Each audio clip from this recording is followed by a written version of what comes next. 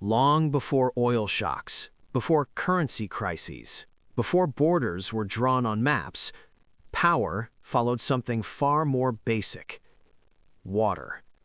Not metaphorically, literally. Whoever controlled water decided who could farm, who could settle, who could eat, and who would be forced to leave, submit, or die. Today, water conflict is usually framed as a future problem, something tied to climate change, population growth, a coming crisis. That framing misses the deeper truth. Water has always been political. It has always been rationed, and it has always been fought over, not because it was rare, but because it was controllable. That's the part most people don't see. Water doesn't create power simply by existing. It creates power when it's organized, diverted, stored, and denied. And the moment societies learned how to do that, they also learned how to rule.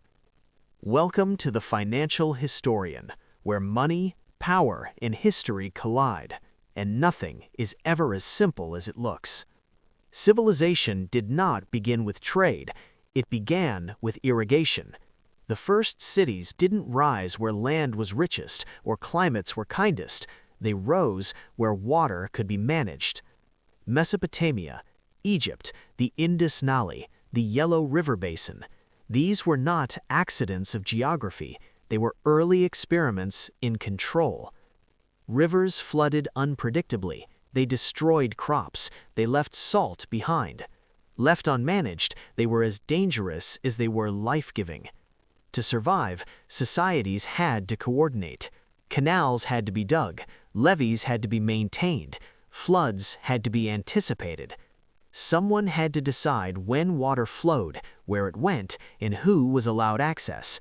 That someone became authority. In early Mesopotamia, irrigation canals stretched for miles across arid land, turning desert into farmland. But canals don't maintain themselves. They require labor, timing, enforcement. If one city diverted too much water upstream, the city downstream starved. If a canal collapsed during flood season, fields turned into swamp or dust.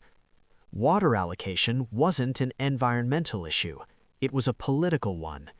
City-states fought over canals the way later empires fought over ports. Sabotaging a rival's irrigation system could be more effective than attacking its walls. You didn't need to conquer the city, you just needed to dry it out.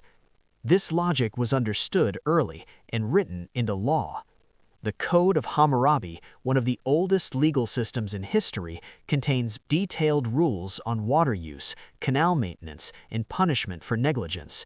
If a landowner failed to maintain his irrigation ditch and caused flooding, he was liable. If negligence destroyed a neighbor's crops, compensation was mandatory. Water mismanagement wasn't inefficient, it was criminal. That tells you everything you need to know. Water was already infrastructure, and infrastructure was already power. Egypt refined this model. The Nile flooded predictably, but predictability didn't mean simplicity. Flood levels determined harvests. Harvests determined taxation. Taxation determined state capacity. Pharaohs didn't rule by divine myth alone. They ruled by controlling calendars, flood measurements, and grain storage. When the flood was good, the state prospered. When it failed, legitimacy cracked. This wasn't ideology, it was logistics.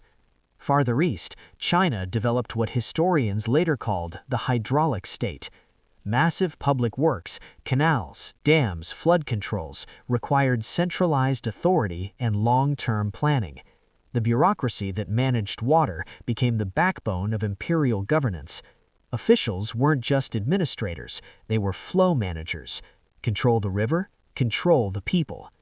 Rome took a different approach, but reached the same conclusion. Aqueducts weren't built primarily for comfort, they were built for stability. Cities dependent on Roman water systems were cities tied to Roman authority. Maintenance required imperial funding. Access required political loyalty. Water flowed downhill. Power flowed back to Rome. And when water stopped flowing, cities emptied. Here's the crucial insight most modern narratives miss. These societies didn't fight water wars because they lacked water. They fought because water systems created leverage. Scarcity was rarely absolute. Control was everything. As irrigation expanded, populations grew. As populations grew, dependence deepened. More people meant more food demand. More food meant more water coordination. Coordination required authority. Authority demanded compliance. This feedback loop produced remarkable stability, for a time, but it also produced fragility, because once a society reorganizes itself around a centralized water system, failure becomes catastrophic. If a canal silts up, if a dam breaks, if political conflict interrupts maintenance, the entire structure is exposed.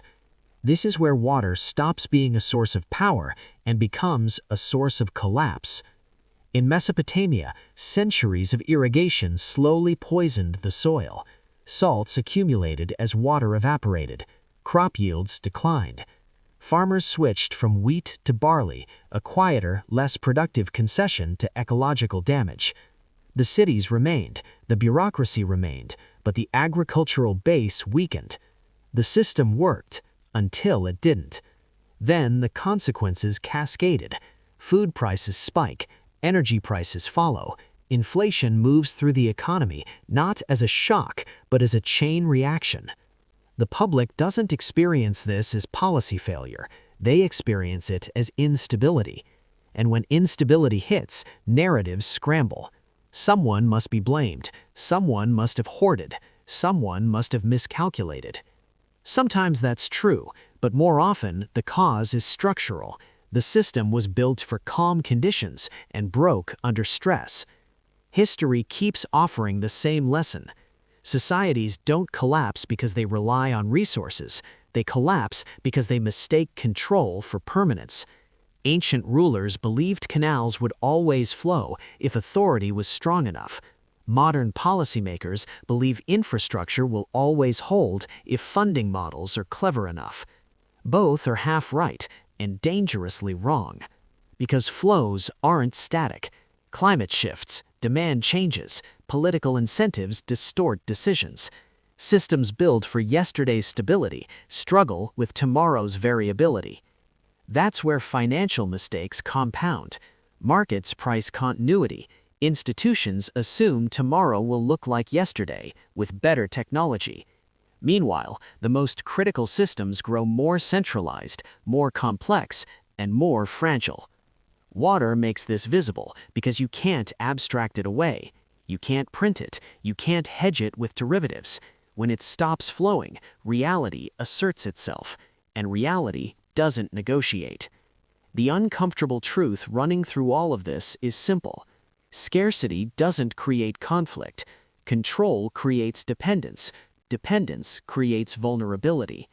The societies that lasted longest weren't the ones with the most impressive infrastructure. They were the ones that preserved slack, multiple sources, decentralized access, and the humility to expect disruption. That's as true for water as it is for money.